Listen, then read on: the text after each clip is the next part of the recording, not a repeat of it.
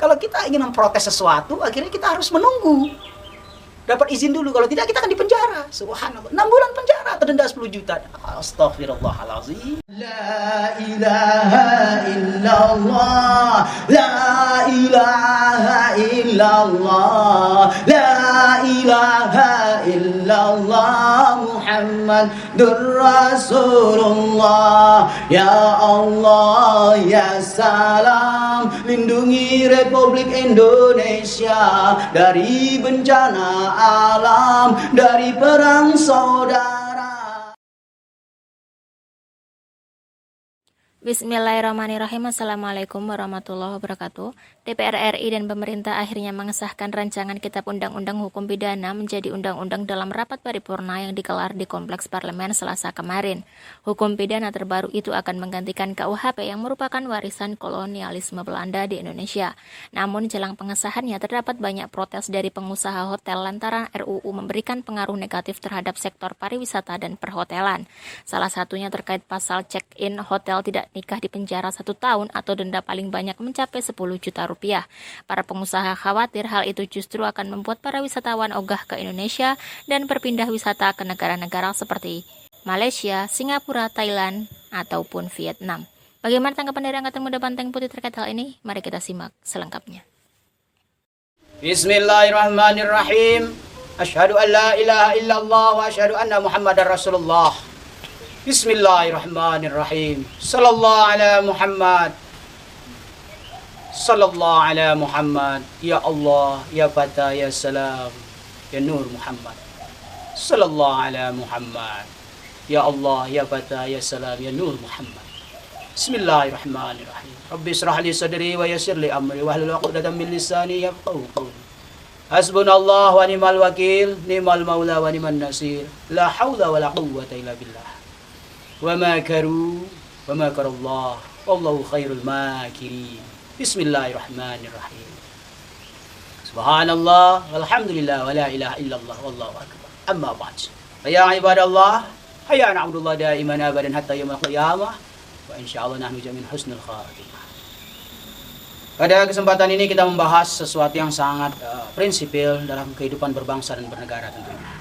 Langsung saja sebagai biasa, kami akan bacakan 1 atau 2 kata dari kajian ini atau dari kitab ini, agar ada sinkronisasinya. Bismillahirrahmanirrahim. Fadara'tum fiha. Fadara'tum fiha. Fadara'tum fiha. Fadara'tum fiha. Bil makna saling mengklaim benar dan benar. Tuduh menuduh, rakyat menuduh, anggota DPR tidak becus dalam memformulasikan tentang undang-undang yang disahkan sekarang.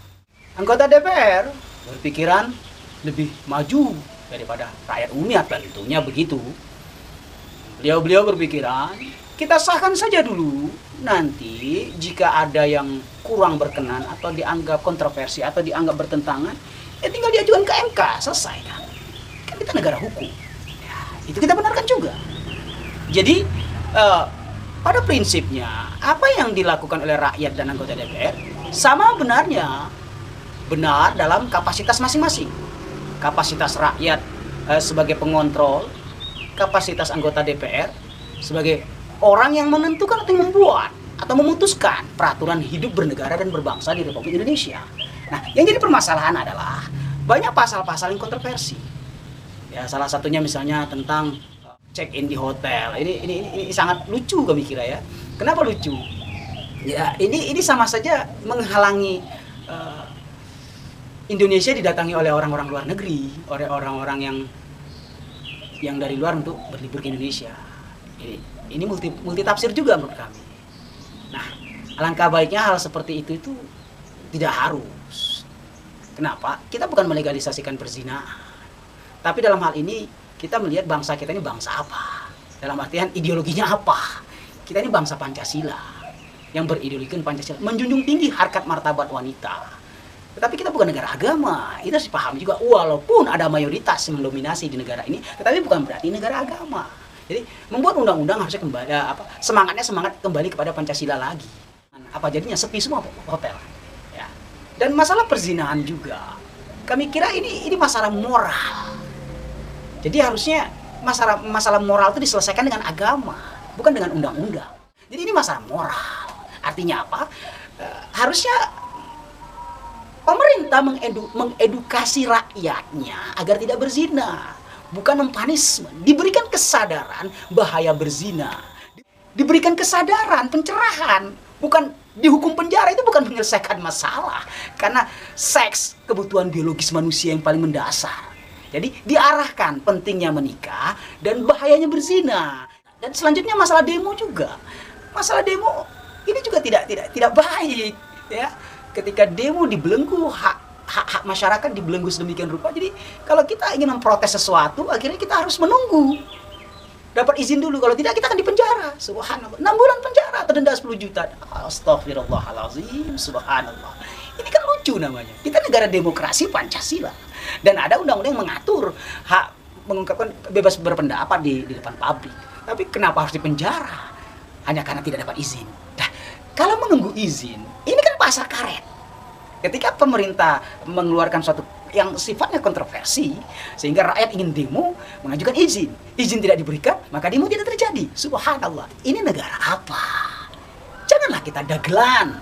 Jangan kita bercanda dalam bernegara dan berbangsa.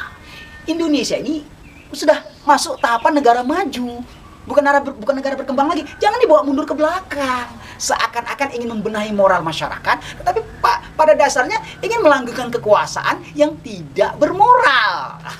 Ini misalnya kami ilustrasikan saja analogi gini. Pemerintah yang sedang berkuasa, katakan, melakukan korupsi secara berjamaah dengan kolega-koleganya. Terus masyarakat tidak setuju, ingin demo. Polisi dan militer dibawa kendali presiden. Nah, jika polisi tidak mengeluarkan izin demo, terus bagaimana? Ini harus kita punya kecerdasan. Belum lagi masalah LGBT. LGBT sama sekali tidak masuk dalam undang-undang itu. Karena perzinaan dengan LGBT lebih bahaya. LGBT, kalau perzinaan masih secara konteks agama berdosa, tetapi secara naluri manusia masih perempuan dengan lelaki. Nah, kalau LGBT sesama jenis, ini kan sudah melanggar kodrat agama, melanggar kodrat manusia normal. Ini yang sangat berbahaya. Wajar kalau para mahasiswa, masyarakat menjadi tanda tanya dengan undang-undang yang disahkan ini yang tanda petik terkesan terburu-buru menurut kami, ya. Disahkan dulu urusan belakangan. Ini sebenarnya kita negara apa? Ya? Hit and run istilahnya. Nggak boleh begitu lah. Harusnya sosialisasikan dulu ke kalangan masyarakat, kalangan pelajar, mahasiswa, intelektual, pemikir, pengamat, dan lain semuanya. Diajar rembukan secara nasional. Sosialisasikan dulu baru disahkan. Mari kita benari lagi bagaimana cara berbangsa dan beragama yang baik. Dan tentunya bagaimana mengeluarkan produk undang-undang yang tidak membebani masyarakat. Apalagi mematikan para pengusaha-pengusaha yang memiliki pekerja-pekerja. Nanti kalau usaha mereka bangkrut, otomatis ada PHK. Yang jadi korban apa? Rakyat lagi tidak punya kerjaan. Apakah pemerintah menyediakan lapangan pekerjaan? Sampai detik ini kita lihat, begitulah kenyataannya. Semoga ini menjadi renungan kita bersama. Tolong kita koreksi lagi. Mungkin ada yang perlu dikoreksi. Jangan sampai rakyat menjadi korban dari sebuah produk undang-undang yang keluar oleh anggota DPR dan anggota MPR tersebut. Barakallah, alhamdulillah, semoga berkah. Sallu ala nabi.